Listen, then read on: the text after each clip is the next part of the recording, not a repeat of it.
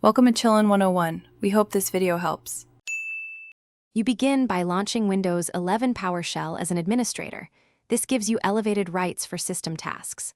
Once done, set the execution policy to remote sign so local scripts run while blocking untrusted remote code.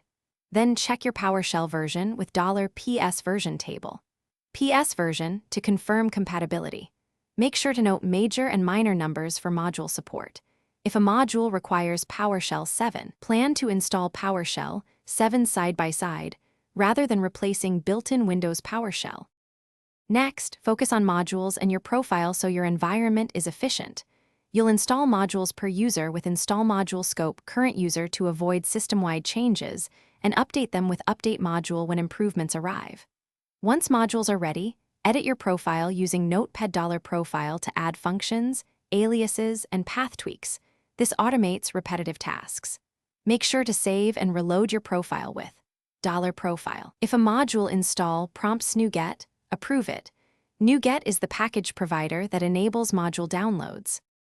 Finally, run your scripts and verify results. Use /script, PS1 or the call operator and C, /path/script. PS1 to execute, run with verbose to reveal detailed steps. If a command fails, inspect $error0 for the latest exception and use getHelp cmdlet examples to clarify usage. If execution policy blocks you, temporarily set execution policy bypass scope process to run a specific session. Key troubleshooting tip: restart PowerShell as administrator and retry. Many permission issues resolve with elevation. Thanks for watching. Consider subscribing if we helped you.